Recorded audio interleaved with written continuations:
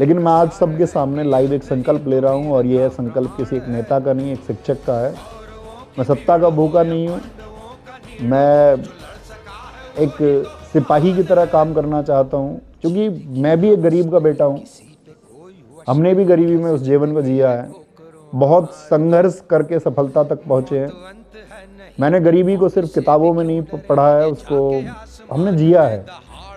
इसलिए गरीब का दर्द समझना मेरे लिए कोई राजनीतिक ड्रामा नहीं है, बल्कि वो मेरा खुद का बिताया हुआ जीवन है।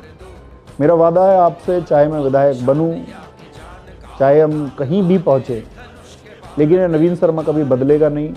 वही नवीन जो नहर के किनारे पसीने में लथपथ होकर आपको पढ़ाता आया था, वही नवीन जो आपके एक मैसेज पर रात को 11 बजे भी 12 बजे भी कक्षा लेता था, वही नवीन जिसने दिन में 12-12, 14-14 घंटे एक जगह खड़े होकर इस बात के लिए पढ़ाया कि मेरे जो वंचित वर्ग के लोग हैं, जो मेरे गरीब, मजदूर, शोषित और पिछड़ों के बच्चे हैं, जो संसाधनों की वजह से कामयाब नहीं हो पा रहे हैं, वो कामयाब हो जाएं। और मैं उस सपने में सफल भी हुआ, लाखों छात्र सफल हुए।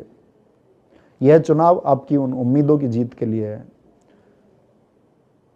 यह चुनाव मेरी जीत के लिए नहीं है।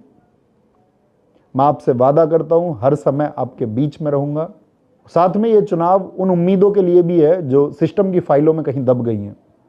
मैं आपसे वोट नहीं मांग रहा, मैं आपसे आपका विश्वास मांग रहा हूं, क्योंकि वोट तो 5 साल में एक बार पड़ता है, लेकिन विश्वास जिंदगी भर का होता है।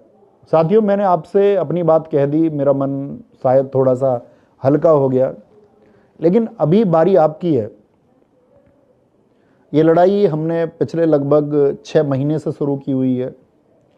मैं गांवों को साफ कर रहा हूँ, मैं गांव में पेड़ लगा रहा हूँ, मैं बच्चों को निःशुल्क शिक्षा देने का प्रयास कर रहा हूँ, मैं सभी लोगों से वार्तालाप कर रहा हूँ।